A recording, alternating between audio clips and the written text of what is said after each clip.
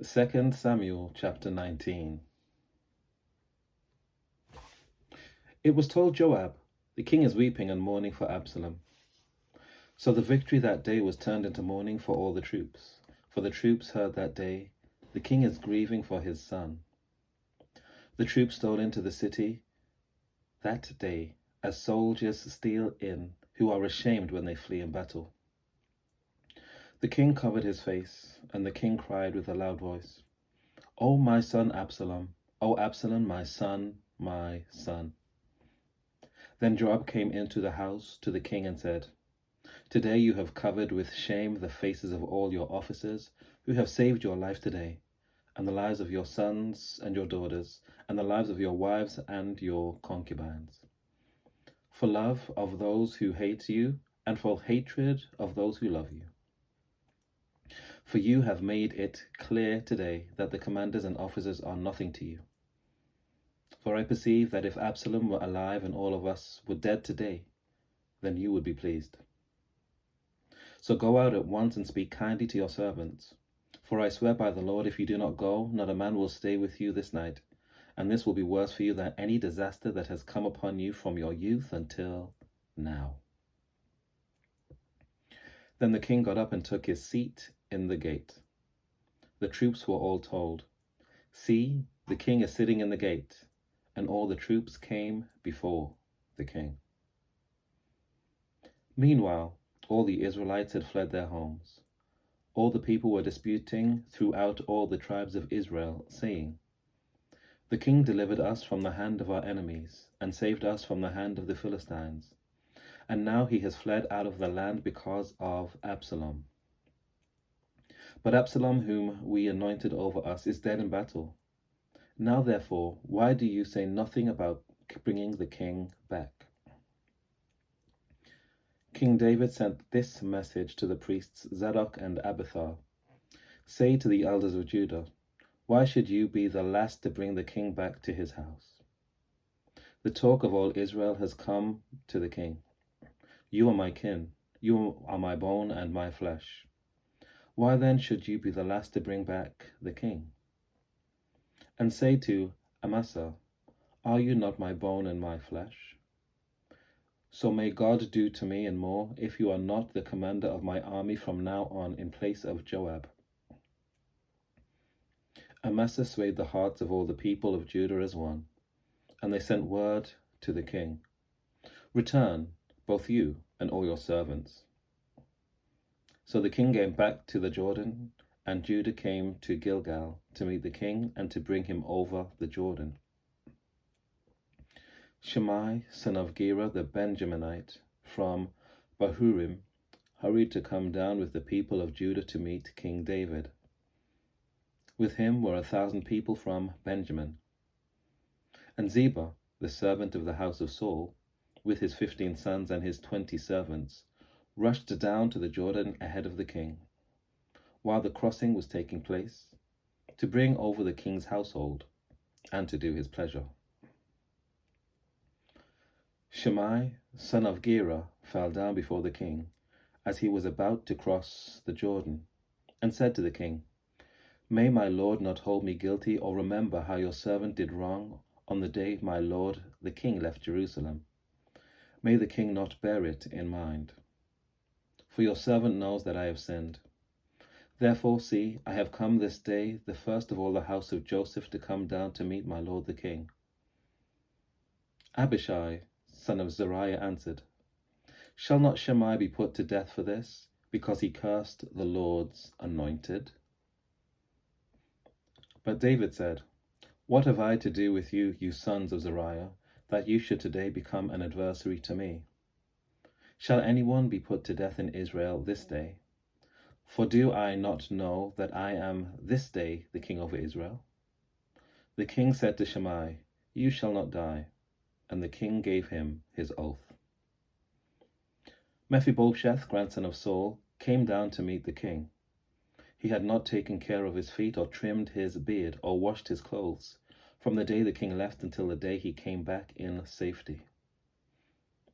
When he came from Jerusalem to meet the king said to him, "Why did you not go with me, Mephibosheth?" He answered, My lord, O king, my servant deceived me, for your servant said to him, Saddle a donkey for me, so that I may ride on it and go with the king, for your servant is lame. He has slandered your servant to my lord the king. But my lord the king is like the angel of God. Do therefore what seems good to you. For all my father's house were doomed to death before my lord the king, but you set your servant among those who eat at your table. What further right have I, then, to appeal to the king? The king said to him, Why speak any more of your affairs? I have decided.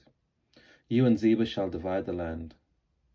Mephibosheth said to the king, Let him take it all, since my lord the king has arrived home safely. Now Barzillai, the Gileadite, had come down from Rog-Elem. He went on with the king to the Jordan, to escort him over the Jordan. Barzillai was a very aged man, 80 years old. He had provided the king with food while he stayed at Mahanaim, for he was a very wealthy man. The king said to Barzillai, Come over with me, and I will provide for you in Jerusalem at my side. But Barzillai said to the king, How many years have I still to live, that I should go up with the king to Jerusalem? Today I am 80 years old. Can I discern what is pleasant and what is not? Can your servant taste what he eats or what he drinks? Can I still listen to the voice of singing men and singing women? Why then should your servant be an added burden to my lord the king? Your servant will go a little way over the Jordan with the king. Why should the king recompense me with such a reward? Please let your servant return, so that I may die in my own town, near the graves of my father and my mother. But here is your servant, Chimham. Let him go over with my lord the king, and do for him whatever seems good to you. The king answered, Chimham shall go over with me, and I will do for him whatever seems good to you. And all that you desire of me I will do for you. Then all the people crossed over the Jordan, and the king crossed over. The king kissed Barzillai and blessed him, and he returned to his own home. The king went to Gilgal, and Chimham went on with him. All the people of Judah, and also half the people of Israel, brought the king on his way. Then all the people of Israel came to the king and said to him, Why have our kindred, the people of Judah, stolen you away, and have brought the king and his household over the Jordan, and all David's men with him? All the people of Judah answered the people of Israel, Because the king is near kin to us. Why then are you angry over this matter? Have we eaten at all at the king's expense, or has he given us any gift? But the people of Israel answered the people of Judah, We have 10 shares in the king, and in David, also we have more than you. Why then did you despise us? Were we not the first people to speak of bringing back our king? But the words of the people of Judah were fiercer than the words of the people of Israel. 2 Samuel chapter 20. Now a scoundrel named Sheba, son of Bichri, a Benjaminite, happened to be there. He sounded the trumpet and cried out, We have no portion in David, no share in the son of Jesse. Everyone to your tents, O Israel. So all the people of Israel withdrew from David and followed Sheba, son of Bichri. But the people of Judah followed their king steadfastly from the Jordan to Jerusalem. David came to his house at Jerusalem, and the king took the 10 concubines whom he had left to look after the house, and put them in a house under guard, and provided for them. But he did not go into them. So they were shut up until the day of their death, living as if in widowhood. Then the king said to Amasa, Call the men of Judah together to me within 3 days, and be here yourself. So Amasa went to summon Judah, but he delayed beyond the set time that had been appointed him. David said to Abishai, "Now Sheba, son of Bichri, will do us more harm than Absalom. Take your lord's servants and pursue him, or he will find fortified cities for himself and escape from us." Joab's men went out after him, along with the Cherethites and the Pelethites and all the warriors. They went out from Jerusalem to pursue Sheba, son of Bichri. When they were at the large stone that is in Gibeon, Amasa came to meet them.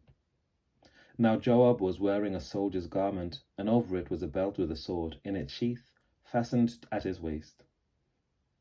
As he went forward, it fell out. Joab said to Amasa, "Is it well with you, my brother?" And Joab took Amasa by the beard with his right hand to kiss him. But Amasa did not notice the sword in Joab's hand. Joab struck him in the belly so that his entrails poured out on the ground, and he died. He did not strike a second blow. Then Joab and his brother Abishai pursued Sheba, son of Bichri.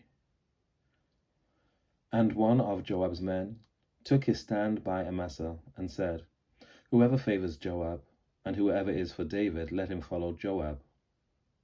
Amasa lay wallowing in his blood on the highway, and the man saw that all the people were stopping. Since he saw that all who came by him were stopping, he carried Amasa from the highway into a field and threw a garment over him. Once he was removed from the highway, all the people went on after Joab to pursue Sheba, son of Bichri. Sheba passed through all the tribes of Israel to Abel of Beth-maachah, and all the Bishurites assembled and followed him inside. Joab's forces came and besieged him in Abel Beth-maachah. They threw up a siege ramp against the city and stood against the rampart. Joab's forces were battering the wall to break it down. Then a wise woman called from the city, "Listen, listen. Tell Joab, 'Come here, I want to speak to you.'" He came near her, and the woman said, "Are you Joab?" He answered, "I am." Then she said to him, "Listen to the words of your servant." He answered, "I am listening." Then she said, "They used to say in the old days, 'Let them inquire at Abel,' and so they would settle a matter. I am one of those who are peaceable and faithful in Israel. You seek to destroy a city that is a mother in Israel. Why will you swallow up the heritage of the Lord?" Joab answered, "Far be it from me, far be it, that I should swallow up or destroy. That is not the case. But a man of the hill country of Ephraim called Sheba, son of Bichri, has lifted up his hand against King David. Give him up alone, and I will withdraw from the city." The woman said to Joab, "His head shall be thrown over the wall to you." Then the woman went to all the people with her wise plan. And they cut off the head of Sheba, son of Bichri, and threw it out to Joab. So he blew the trumpet, and they dispersed from the city, and all went to their homes, while Joab returned to Jerusalem to the king. Now Joab was in command of all the army of Israel. Benaiah, son of Jehoiada, was in command of the Cherethites and the Pelethites. Adoram was in charge of the forced labor. Jehoshaphat, son of Ahilud, was the recorder. Shiva was the secretary. Zadok and Abiathar were priests, and Ira the Jairite was also David's priest. 2 Samuel chapter 21. Now there was a famine in the days of David for 3 years, year after year, and David inquired of the Lord. The Lord said, "There is blood guilt on Saul and on his house, because he put the Gibeonites to death." So the king called the Gibeonites and spoke to them. Now the Gibeonites were not of the people of Israel, but of the remnant of the Amorites, although the people of Israel had sworn to spare them. Saul had tried to wipe them out in his zeal for the people of Israel and Judah. David said to the Gibeonites, "What shall I do for you? How shall I make expiation, that you may bless the heritage of the Lord?" The Gibeonites said to him, "It is not a matter of silver or gold between us and Saul or his house. Neither is it for us to put anyone to death in Israel." He said, "What do you say that I should do for you?" They said to the king, "The man who consumed us and planned to destroy us, so that we should have no place in all the territory of Israel, let 7 of his sons be handed over to us, and we will impale them before the Lord at Gibeon on the mountain of the Lord." The king said, "I will hand them over." But the king spared Mephibosheth, the son of Saul's son Jonathan, because of the oath of the Lord that was between them, between David and Jonathan, son of Saul. The king took the 2 sons of Rizpah, daughter of Aiah, whom she bore to Saul, Armoni and Mephibosheth, and the 5 sons of Merab, daughter of Saul, whom she bore to Adriel, son of Barzillai the Metholite. He gave them into the hands of the Gibeonites, and they impaled them on the mountain before the Lord. The 7 of them perished together. They were put to death in the first days of harvest, at the beginning of the barley harvest. Then Rizpah, the daughter of Aiah, took sackcloth and spread it on a rock for herself from the beginning of harvest until rain fell on them from the heavens.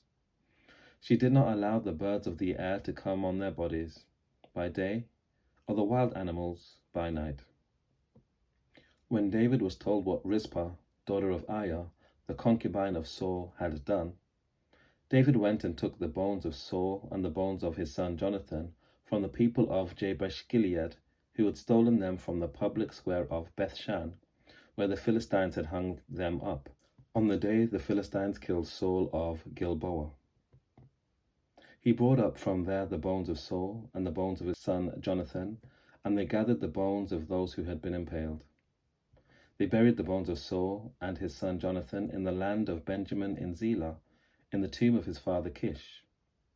They did all that the king commanded. After that, God heeded supplications for the land. The Philistines went to war again with Israel, and David went down with his servants. They fought against the Philistines, and David grew weary. Ishbi-Benob, one of the descendants of the giants, whose spear weighed 300 shekels of bronze, and who was fitted out with new weapons, said he would kill David. But Abishai, son of Zeruiah, came to his aid and attacked the Philistine and killed him. Then David's men swore to him, "You shall not go out with us to battle any longer, so that you do not quench the lamp of Israel." After this battle took place with the Philistines at Gob, then Sibbecai the Hushathite killed Saph, who was one of the descendants of the giants.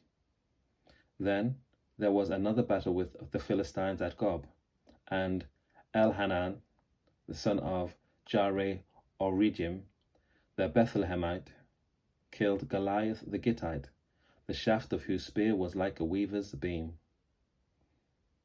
There was again war at Gath, where there was a man of great size, who had 6 fingers on each hand, and 6 toes on each foot, 24 in number.